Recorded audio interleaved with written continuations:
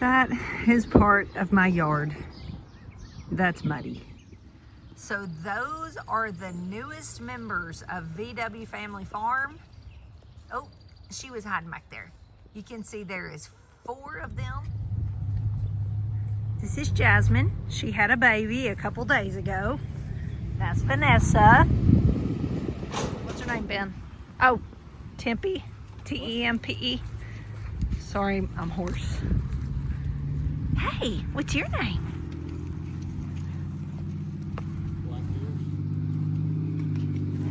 Archduchess. Archduchess. She's royalty. Yeah, you are. I like her black hair. Yeah. Are we crazy? No, we're just nuts. Those are registered A2A2 Jersey cows. We are expanding our milk operation, and one of them had a baby right before she came here. She's probably got it laid down somewhere. We also have our herd over here of 5 milk cows. 2 of them, January and Pyrenees, we went and bought in Missouri, and these girls actually came from the same herd. So now we have 6 registered A2A2 Jersey. These are still considered heifers because they're a heifer till they have their second calf. And January and Pyrenees have had 1. That one back there has had 1. These have not even had their first yet. So they'll be a heifer until they have their second cow next year. Sorry for my finger in the camera. But yes, we are very excited. They are not together for a couple reasons. We are letting them get used to each other, just with a fence line in between them so they don't necessarily fight. These new girls are due anytime. In fact, I told you one already calved. The other 3 are due all within a month. So I don't want them fighting, headbutting in the side, anything like that.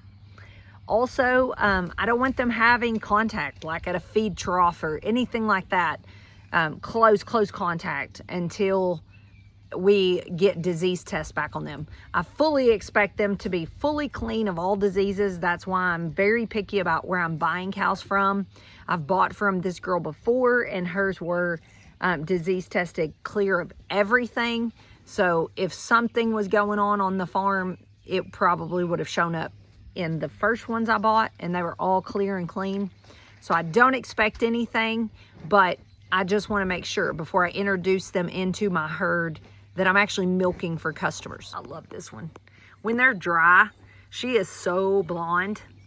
It's just been raining here, but oh, she is so cute. She looks like a brown Swiss. She's a full registered Jersey, but it has rained for what feels like weeks.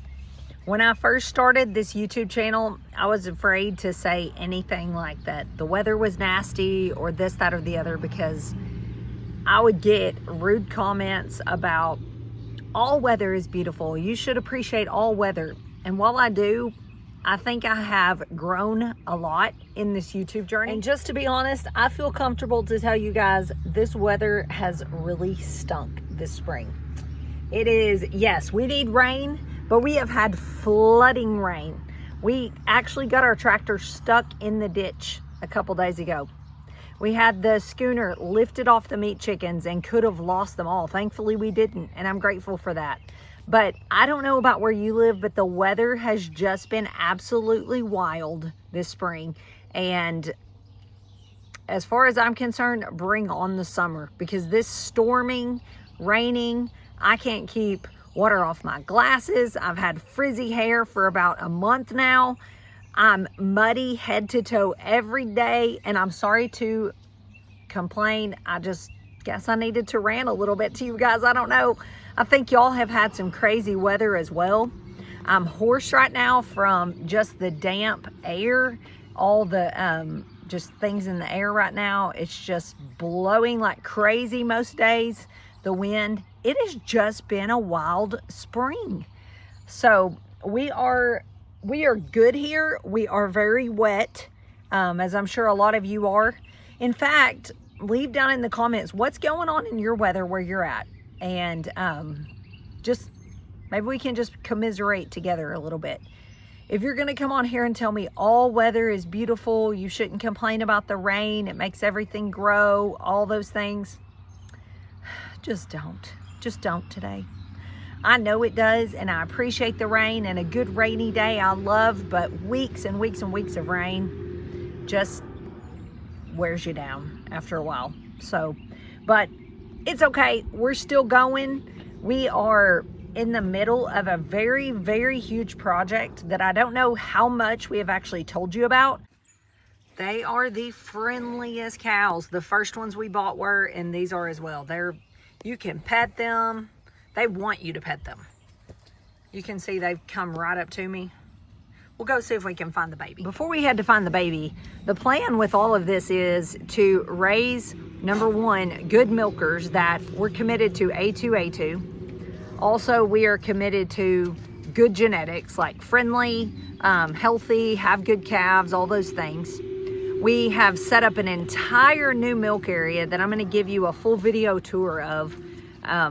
Pretty much a micro dairy, and it's set up like you would milk a lot of cows, but it's for a small operation.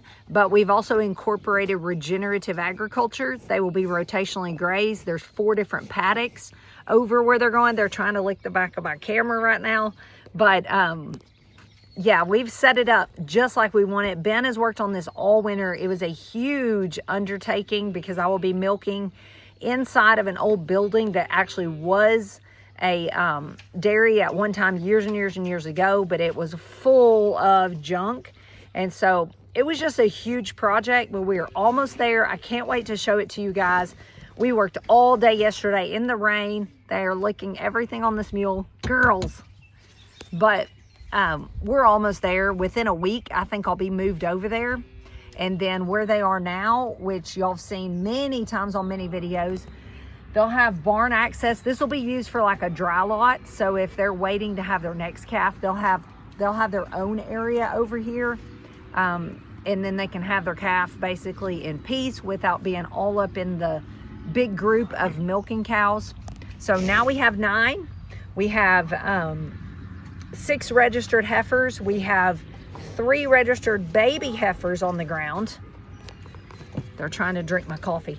And then we have, let's see, 3 other jerseys that are A2A2. They're not registered, but they are tested A2A2. Last thing I want to mention about this is a good little gig. If you are wanting to milk for your family, you can milk and provide all your dairy needs. 1 cow will give you plenty for 1 family to make your butter, your cheese, your sour cream, your yogurt, all the things. You will have plenty. And then you can AI, you could get a bull, you could hire someone to AI, any of those things. And if you get a bull, you can raise him up for grass-fed beef for your family. Or if you get a heifer, you have your next generation. You could raise him up as a bull and sell him as a bull. There's endless possibilities, and then you have provided yourself beef and dairy. It's a great way to get started in raising your own food, and it's just, I wouldn't jump off into beef and dairy. I think if you're wanting dairy, that's the route I would go, and let that provide your beef as well. It's so doable, y'all. It really is. On a small acreage, you could do it. There's so much information out there about how to do it. You don't have to have fancy, expensive milking machines to do it. If you have a hand, or even better, 2 hands, you can milk a cow. It's a great lesson for kids to do. It's just, I would never hesitate to encourage someone to give it a try. Last thing I want to mention about that before we move on, and I tried to find the calf for you guys, but she's got it tucked up probably in some taller grass, and I can't find it at the moment. I saw it this morning, but that's one thing is, if you're new to cows, watch for calves. If you're expecting calves to be born, or if you know they're out there, they're so easy to run over if you're not careful. But let me flip you guys around. Remember what I was talking about the mud and the water? Bless their hearts. It's so muddy everywhere. Everywhere. Filth. There is no dry spots right now. One more thing I wanted to mention about the dairy cows If it's too much for your family, that's when you can sell milk. Now, you have to check into the laws in your own area. Arkansas just passed some fantastic food freedom laws to where raw milk can be sold. It already could from the farm. There was quite a few stipulations, but it can now even be sold at farmers markets and in like health food stores and things like that. It is pretty amazing here. When people complain, I'm like, you just don't even know the laws other places are so strict. And even here, a few years ago, you could not sell raw milk at all, like nothing. People found ways to get around it, selling herd shares or for pet consumption or whatever. But so you'd have to check into your laws. But if you could sell a little milk, that's a good way to make some money.